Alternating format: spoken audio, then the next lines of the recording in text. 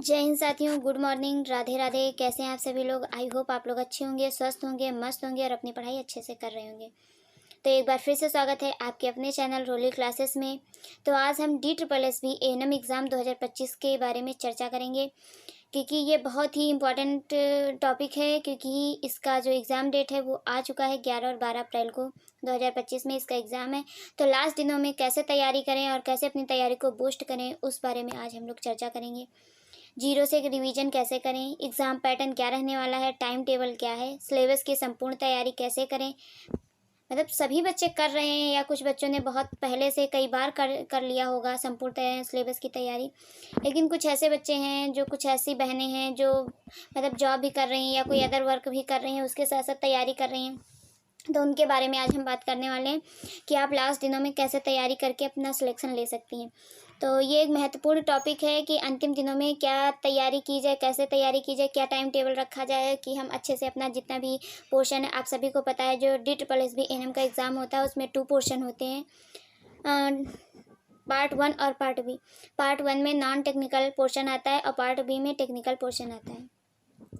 तो बहुत अच्छे से आप सभी को पता होगा और मुझे उम्मीद है कि पहले से भी बहुत लोग तैयारी कर चुके हैं या कर रहे हैं।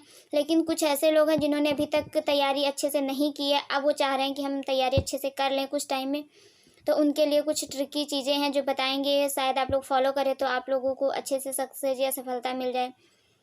कुछ दीदी या बहन का जो भी है उनका कमेंट आया था कि आप टाइम टेबल बता दीजिए और कैसे हमें रिवीजन करना है उसके बारे में बता दीजिए।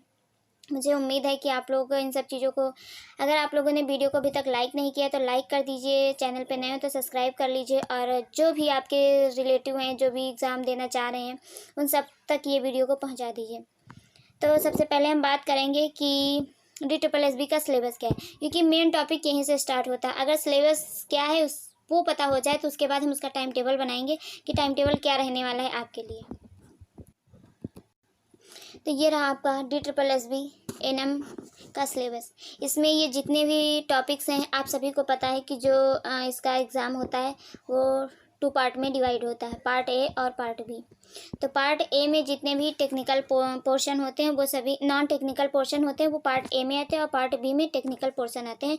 जो आपने डिप्लोमा कर रखा है उससे रिलेटेड क्वेश्चंस आएंगे। तो आई होप कि इस पोर्शन की आप लोगों की तैयारी अच्छे से हुई होगी, क्योंकि आप सभी ने कोर्स डिप्लोमा किया हुआ है तो आप लोगों ने अच्छे से पढ़ा होगा और इतने दिन से आप लोग रिवीजन कर।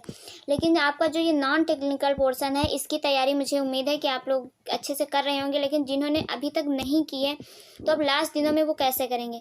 आप सभी को पता है जीके जीएस का पोर्शन बहुत ही बड़ा होता है और जीके जीएस को तैयार करने में 20 दिन, 25 दिन और 28 दिन बहुत ही कम होते हैं।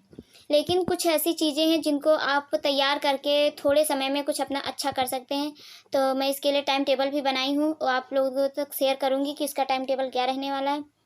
तो आप सभी लोग देख लीजिए जो जीके जीएस में क्या क्या पोर्शन आने वाला है, जनरल अवेयरनेस में कि क्या क्या ये सारे टॉपिक्स दिए गए हैं, history, polity, sports, current event, national and international. ये तो आपको बहुत अच्छे से तैयार करना है और ये 3 मंथ का, कितने मंथ का, 3 मंथ का आपको तैयार करना है। जो आपका करंट इवेंट है नेशनल और इंटरनेशनल, इसे आप 3 मंथ का तैयार करेंगे, दिसंबर, जनवरी और फरवरी। बाकी आर्ट एंड कल्चर, क्योंकि इस पर हम ज़्यादा फोर्स नहीं कर सकते क्योंकि ये बहुत ब्रॉड मतलब सिलेबस है। तो इसमें आप कितना भी टाइम वेस्ट करेंगे लेकिन आप उतना नहीं अचीव कर पाएंगे जितना अदर सब्जेक्ट में करके कर पाएंगे।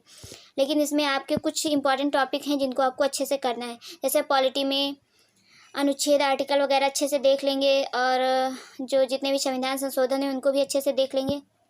और करंट अफेयर्स में आपको 3 महीने का करना है, नेशनल और इंटरनेशनल।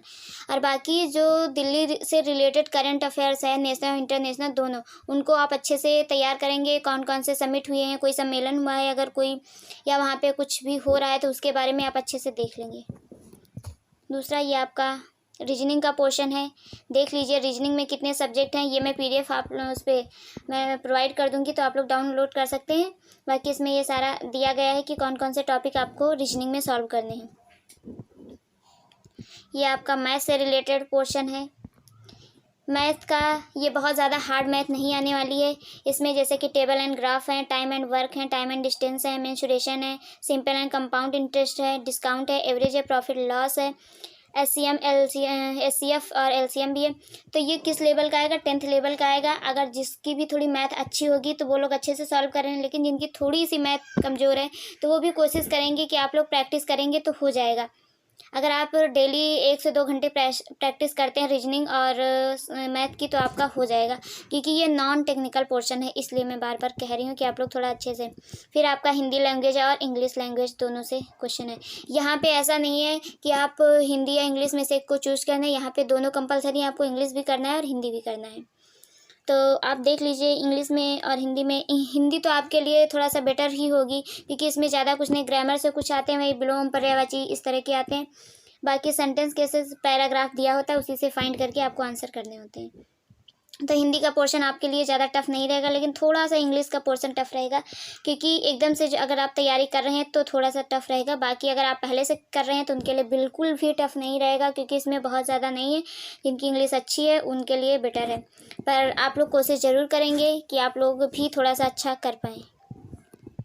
बाकी लास्ट में ये रहता है आपके सब्जेक्ट का या टेक्निकल पोर्शन का सिलेबस। जो मोस्ट है ये आपका 100 नंबर का होगा एग्ज़ाम, जिसमें आपका ये पार्ट बी होगा वो 100 नंबर का, पार्ट 1 भी 100 नंबर का होगा। आपको इसके लिए 2 आवर्स टाइम दिया जाएगा। तो आप सभी लोग अच्छे से अपना अटेम्प्ट करेंगे, ताकि आपका जो भी कोई पोर्शन है छूट ना पाए। और टाइम टेकिंग बहुत मायने रखता है इस एग्ज़ाम के लिए, क्योंकि ये 200 क्वेश्चंस होते हैं। तो मैं उम्मीद करती हूँ आप लोगों को सिलेबस के बारे में समझ में आया होगा कि क्या क्या। जिन लोगों ने पहले से ये सब कर रखा है उनके लिए मैं नहीं बोल रही हूँ, पर कुछ लोग ऐसे हैं, कुछ बहन के कमेंट्स आए हुए थे कि मुझे सिलेबस के बारे में थोड़ा सा बता दीजिए डिटेल में। तो इस वजह से मैं, क्योंकि मुझे पता है आप सभी लोग जो भी तैयारी कर रहे हैं वो पहले से इन सब चीज़ों पर फोकस करते हैं। सिलेबस क्या है, टाइम टेबल कैसे बनाना चाहिए, कैसे हमें स्टडी करनी चाहिए, उन सब चीज़ों के बारे में आप लोगों को अच्छे से पता होगा। तो ये आपका जो सिलेबस है एएनएम का, एक्चुअली नर्स मिडवाइफ का, जनरल नर्सिंग आएगा, इसमें human body and environmental sanitation, community health nursing, infection, immunization and communicable disease, primary medical care, child health nursing, first aid, nutrition and various patient midwifery and child health. तो आपके ये जो आपका main portion है technical part का, ये part B का जो पोर्शन है, इसको आपको अच्छे से तैयार करना है, क्योंकि जितना ज़्यादा हो सकेगा इसी से आपको नंबर गेन करने हैं। क्योंकि आप सभी को पता है जो नॉन टेक्निकल पोर्शन है वो सभी का इतना स्ट्रांग नहीं होता है, क्योंकि उसमें हिंदी, इंग्लिश, मैथ, रीजनिंग सब कुछ है। जीके जीएस बहुत ब्रॉड चैप्टर होता है, बहुत ब्रॉड कहें सिलेबस है। तो इतने कम टाइम में आपको अच्छे से तैयार नहीं कर पाना ये। तो इस वजह से मैं आपसे बार बार कह रही हूँ कि जो आपका मेन पोर्शन है, टेक्निकल पोर्शन है, उसे आप अच्छे से तैयार कीजिए। उसमें ज़्यादा से ज़्यादा नंबर गेन करने की कोशिश कीजिए, क्योंकि अगर टफ़ पेपर आता है तो सभी के लिए टफ़ आता है, इजी आता है तो सभी के लिए इजी आता है। तो अभी मैं आपको टाइम टेबल बताऊँगी कि आप किस टाइम टेबल को फॉलो करें लास्ट दिनों में, तो कैसे आपकी तैयारी अच्छी हो सकती है। तो ये आपने देख लिया, मैं अभी टाइम टेबल आप लोगों तक शेयर कर रही हूँ। ये रहा आपका टाइम टेबल।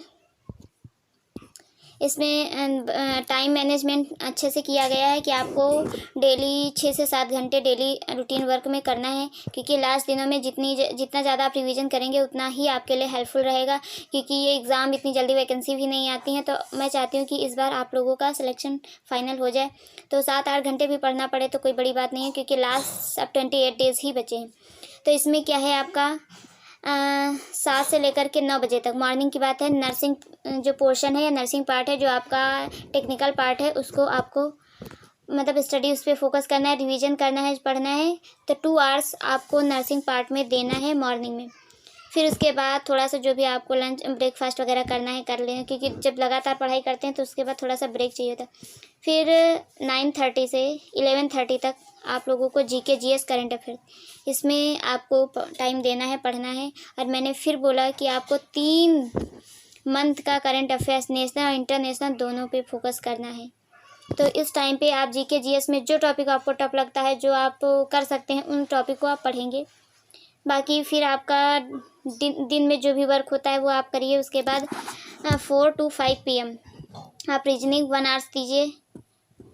फिर आपका है 5 PM से लेकर के 6:30 PM तक आप 1.5 घंटे तक 1 से 1.5 घंटे मैथ पे दीजिए, क्योंकि मैथ थोड़ा सॉल्व करना होता है, वैसे भी रीजनिंग भी होती है, तो इन दोनों पोर्शन पे थोड़ा सा आप फोकस करना पड़ेगा। उसके बाद 6:30 के बाद सभी जितनी भी महिलाएं होती है सबका रहता है कि नाइट में अपना खाना वगैरह बनाना, जितना भी काम होता है वो आपको करना है। फिर 9 से लेकर के 9:30 तक आपको आधे घंटे हिंदी का रिवीजन करना है, और 9:30 टू 10 PM तक आपको इंग्लिश पे जोर देना है, फोकस करना है। बहुत ज़्यादा इसमें टाइम नहीं देना है, क्योंकि नया कुछ भी नहीं आपको पढ़ना है वही जो आप लोग पहले से पढ़ते हुए आ रहे हैं, क्योंकि अगर आप नया पढ़ेंगे आप कंफ्यूज हो जाएंगे और क्वेश्चंस को सॉल्व करने में आपको थोड़ी सी प्रॉब्लम होगी। तो इसलिए मैं बार बार यही कहूँगी कि जितना भी आपने रिवीजन किया, जितनी भी आपने पढ़ाई की, उसी को बार बार रिवाइज़ कीजिए, उसी को बार बार रिवाइज़ कीजिए, ताकि जो पढ़े हुए क्वेश्चंस हैं वो आपसे गलत ना हों। नया पढ़ने का बिल्कुल टाइम नहीं है, तो आप रिवीजन कीजिए। उसके बाद आपका 10 PM से लेकर के 12 AM तक आपके पास टाइम है, आप उसमें सोएं, पढ़ाई करें, कुछ भी करें, या कोई ऐसा पार्ट पोर्शन है जो आपको टफ लगता है तो उसका आप रिवीजन कर सकते हैं। बाकी ये आपका जो टाइम टेबल मैंने बताया है ये मिनिमम या मैक्सिमम का 8 आवर्स तक का है, तो आप इसको फॉलो कीजिए और ऐसे ही पढ़ाई की, क्योंकि जब भी आप पढ़ने बैठते हैं तो आप एक टारगेट लेके बैठे कि हमें आज इतना पढ़ना है या इतने घंटे पढ़ना है और किसका रिवीजन करना है, वो एक टाइम टेबल सेट कर लीजिए, तो आप लोगों की तैयारी बेहतर हो पाएगी। तो मैं उम्मीद करती हूँ कि आप लोगों को ये टाइम टेबल समझ में आया होगा। अगर आया है तो आप लोग ज़रूर से बताएंगे कि हाँ ठीक है, अच्छा है, बेटर है, जो भी कुछ आप कोई एक कमेंट करके ज़रूर बताएंगे। तो ये टोटल आपका पूरा रहा कि एग्ज़ाम पैटर्न क्या है, टाइम टेबल क्या है, सिलेबस क्या है, एग्ज़ाम डेट क्या है, अंतिम दिनों की। तो मैंने इस सब चीज़ों के बारे में डिटेल में चर्चा की है। आप लोग अच्छे से तैयारी कीजिए और अपना सिलेक्शन लीजिए, और मिलते हैं नेक्स्ट वीडियो में। तब तक के लिए bye bye, take care, thank you so much.